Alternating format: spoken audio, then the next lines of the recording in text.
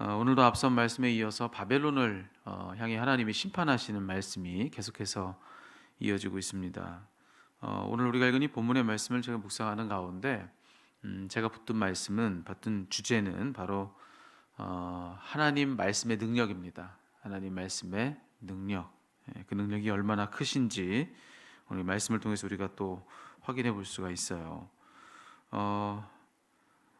그것을 알려주는 오늘 본문 속에 구절이 있는데요. 하나님 말씀의 능력이 얼마나 큰가, 이제 그걸 알려주는 구절이 이 안에 있는데 제일 먼저는 45절입니다. 45절에 하나님이 이스라엘 민족을 향하여 뭐라고 말씀하셨느냐? 오늘 이 말씀을 우리말 성경으로, 여러분 묵상집에 있는 우리말 성경 버전으로 이 45절을 읽어드리면 이렇게 되어 있습니다. 내 백성아 그 한가운데서 나오라. 내 백성아 그 한가운데서 나오라. 당시 바벨론 땅에 포로이던 이스라엘을 향해서 하나님이 그렇게 말씀하신 거예요. 내 백성아 바벨론에게서 나오라. 자, 근데 이 말씀을 읽는데 저는 창세기가 떠올랐습니다. 여러분 이 구절 하나님이 말씀하신 이 대목이 마치 흡사 창세기 1장에 하나님이 창조하실 때 말씀하시는 그 장면과도 같다. 이제 그렇게 제게는 느껴졌습니다. 거기 보면 창세기 1장에 보면 하나님이 말씀으로 온 세상을 지으시지 않았습니까? 하나님께서 혼돈과 공허와 또 어둠을 향해서 이렇게 외치셨습니다. 빛이 있으라. 빛이 있으라. 하나님 그렇게 말씀하셨더니만 불러내신 그 빛이 있게 되더라. 이게 창세기 1장에서 우리에게 들려주는 첫 번째 창조의 날이 있었던 일입니다.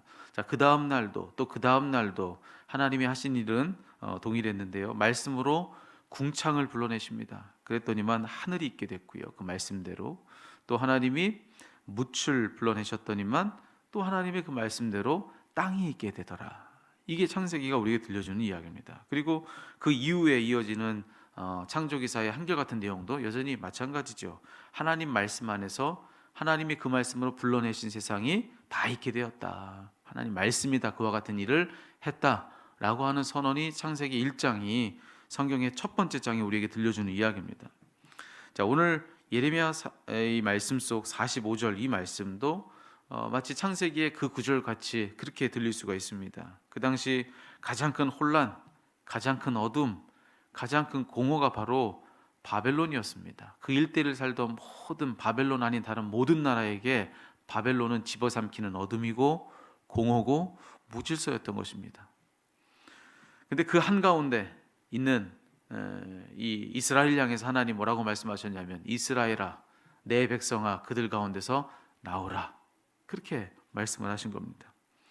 하나님이 불러내시기 전까지 빛도 없었죠. 또 하늘도 없었고 땅도 없었습니다. 근데 하나님 말씀으로 이전에 없던 그 모든 것이 다 있게 된 것, 그것이 성경의 첫 번째 선언 아니겠습니까?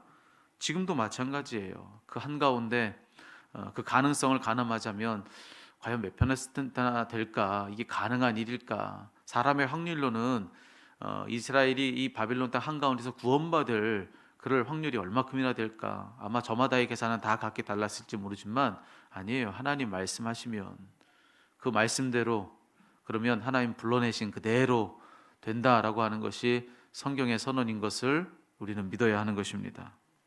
하나님이 말씀으로 불러내시면 아무리 바벨론 한복판에 있어도 이스라엘은 얼마든지 나올 수 있다. 여러분 이것을 우리가 믿어야 되는 것입니다. 그 말씀으로 온 세상을 불러내신 하나님이신데 여러분 그렇지 않습니까? 정말 이 모든 세상을 당신의 말씀으로 불러내신 분, 그분이 하나님이신데 그 하나님이 그 동일한 말씀으로 이스라엘을 왜 이 바벨론의 폭정 속에서 불러내지 못하시겠습니까? 하나님이 불러내시면 나오라 라고 말씀하시면 그 말씀대로 그들은 해방을 얻고 구원을 얻을 수 있는 것입니다. 여기 45절 말고도요, 또 하나님 말씀의 크심을 알려주는 또 다른 구절이 오늘 우리가 읽은 본문의 말씀 속에 있습니다. 바로 53절입니다. 53절 우리가 읽은 마지막 절인데요. 여러분 이 구절도 제가 여러분 눈으로 한번 여러분이 가진 성경을 보시고요. 이 53절의 말씀을 우리말 성경으로 읽어드리면 자, 이 구절은 이렇게 되어 있습니다. 바벨론이 하늘까지 미치고 그의 높은 성체를 요새화한다고 하더라도 파괴자들이 내게서 그에게로 갈 것이다. 여호와의 말이다.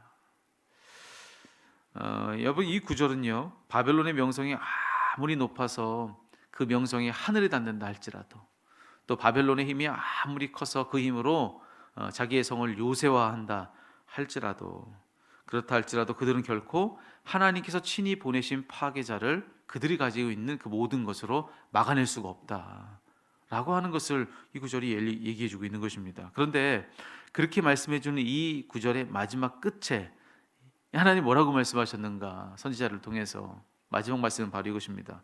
여호와의 말이다. 여호와의 말이다. 그렇게 이야기를 하시는 거예요.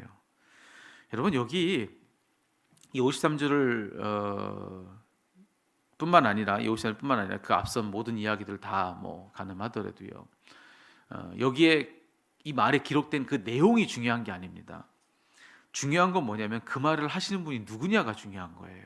언제나 여러분, 이 53절의 이 말씀보다 53절의 이 말씀보다 더 무서운 말을 누군가가 했다고 한번 생각해 보십시오. 훨씬 더 무서운 말을 누군가가 했다고. 근데 그 말은 그 사람이 그저 힘없는 누군가라고 한다면 아무리 무서운 말을 해도요, 우습죠. 말하는 사람이 누구냐에 따라서 그 내용이 아무리 무서운 말이어도요, 그 말하는 사람이 실제로 그렇게 할 수 있는 능력을 행사할 수 없다면 그저 우스운 말에 불과한 말일 것입니다. 그래서 오늘 이 53절의 이 말씀을 비롯한 여기 심판의 이 말씀들이 무서운 까닭은 뭔가, 이 말의 내용이 무서워서 이 말씀이 무서운 게 아닙니다. 이 말 하시는 분이 하나님이시기 때문에 무서운 것입니다. 말씀 한 구절이면 다 되는, 말씀으로 온 세상을 그렇게 당신 뜻대로 하실 수 있는 하나님이 지금 이와 같이 선언하셨기 때문에 그래서 이 심판의 말씀은 너무나도 무서운 말씀이 된다는 것입니다. 오늘 여기 있는 이 말씀을 정리해 보면 무슨 말이 되는 것이냐면요, 이렇게 우리가 정리할 수 있을 것 같아요. 우리를 살리고 우리를 죽이는 모든 능력이 하나님 말씀 안에 있다라고 하는 것입니다. 여러분, 오늘 이 아침에는 그 사실을 믿는 믿음이 여러분 가운데 충만해지기를 주의 이름으로 축원합니다. 우리를 살리기도 하시고 우리를 죽이기도 하시는 능력이 어디에 있다고요? 하나님 말씀에 있다. 하나님 말씀에 있다. 오늘 성경이 우리들에게 기본적으로 전제하고 있는 것은 바로 그것입니다. 하나님 말씀이면 우리가 죽기도 하고 살기도 한다. 하나님 말씀에는 그 능력이 있다.